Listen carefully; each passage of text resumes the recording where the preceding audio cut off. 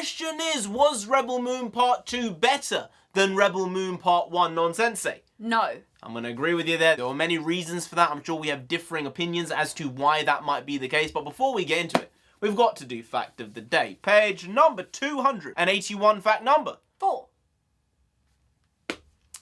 This is a really, really rough one because it's a really, really long, unknown word to me. A gynoticil obomasophile is one who loves to nibble women's earlobes. Horrible. Mm-hmm. A horrible one. Well, it's a horrible word. Nibbling of the earlobes, some people into that, you know? Well, if there's a word for it, yeah, some people are into that. But there's a word for everything. All words are just made up, right? It's true. That's a Thor line. It might be from Ragnarok, if I'm not mistaken. I think it is Ragnarok. Might be Avengers Infinity War, but it's somewhere around there, that time period. You want to nibble some ears? Go nibble some ears. I'm not going to tell you can't. As long as the other person wants their ears nibbled as well, then you do what you need to do. Yeah. Yeah. Just... oh. Hey, NarendraTheComic. Nonsense, Yes, eh? and right now we're going to be quickly doing a review of Rebel Moon Part 2, The Scargiver. Now, there was a lot to like about this movie in the second half.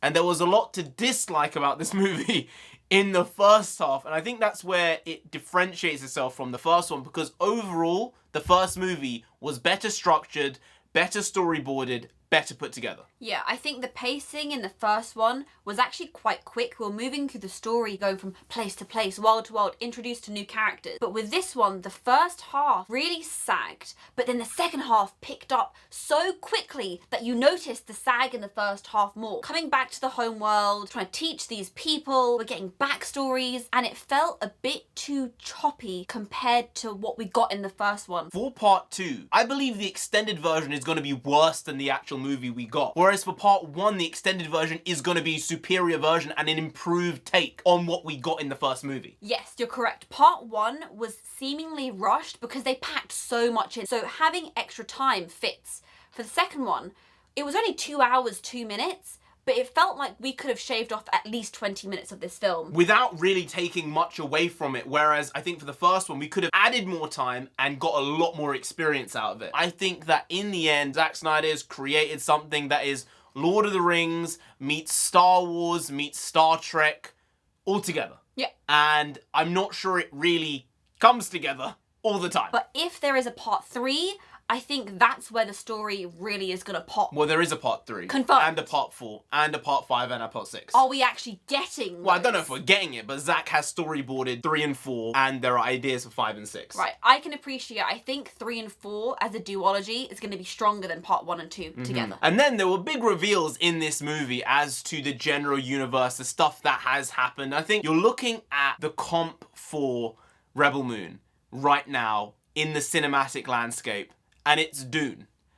And unfortunately, Dune is just so much better in every single way that it makes Rebel Moon look bad. And I don't think Part 1 is bad, but I do think Part 2 is subpar. And the thing about Dune is, it's been around for so long, and by the time it was written in the books, it had already been pondered on for years and years and years. In comparison, Zack's vision is a baby. I have to give him this. The fact this movie also was made for $85 million is unbelievable. The amount of high-level CGI, yes, there were moments where it didn't exactly land, but 85 million for a movie like this, 80 million for the first one, is nuts. It's crazy. I don't know how he did it. There were so many beautiful shots. Perhaps one too many of grains and people cutting in field. That's the stuff that could have maybe been taken away. And the CGI and the fight scenes were particularly good. One thing I want more of, you have to give me more Sir Anthony Hopkins. We got more in this film. We didn't get enough. Well, he's gonna be more of a main character. His voice is gonna be there because of the way the story ended. He's gonna be a big-time player in the future of the franchise. And I just hope Anthony Hopkins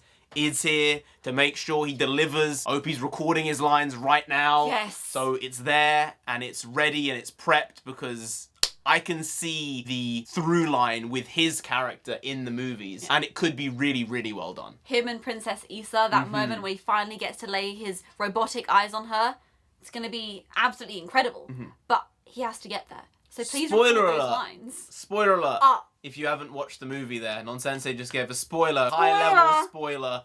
not exactly the greatest right there, Sorry. unfortunately. So if you didn't know, now you know. That's basically the biggest spoiler of the movie, what you just said. If you're here, you've seen it. Uh-huh. It's been a couple days already. Of course you have. You're enthusiastic about this. You're enthusiastic about the vision. Well, we'll move on from that giant mega spoiler there. Something that really stood out to me in a kind of questionable way was the acting, because half the actors were doing a really good job, and this is the main cast I'm talking about, and half of them just weren't, and I wasn't believing it, and that's never a good thing. I don't know why that's the case, and I'm not going to single anyone out because, you know, I'm saying half of them were good and half of them were bad, but the half that were good were making the half that were bad look really bad because they were really good. Oh! One more thing I want to talk about. The way this story has been laid out and what was given in part 1. We understand that Admiral Noble, potentially still alive, we see him being put into the basin, and there's this obvious idea, okay, he's going to get healed in some way. He's going to be okay. That should have been removed. We could have seen his body be lifted from those rocks, and then there's a question, oh, is he going to survive? Is he not going to survive? Is he being buried? But because they gave that, there was this expectation that he was going to be in the film, and then with the trailers, we see him jumping about. We know he is back in top form. If anything, he's gotten strong. Part 2 would have been better if the reveal of him being alive didn't come to the midpoint. I would have preferred if we didn't get him in the trailer, because then him being around would have been an absolute come out of nowhere. Korra would have felt like what on earth is truly going on, because the reveal that the Admiral was technically alive because they were coming back came too early in the film. It didn't feel like there was any weight to it because the reveal happened immediately. And then there was a confusion as to what's happening, when's happening, not from our point of view, but from the character's point of view, which just made it feel empty and low energy for some reason. And it wasn't necessary. You didn't need to have that first part of the confusion to have the shit ensue afterwards, because the shit's gonna ensue anyway. And I don't think this movie is one that's gonna stick with me in the long run. Yeah.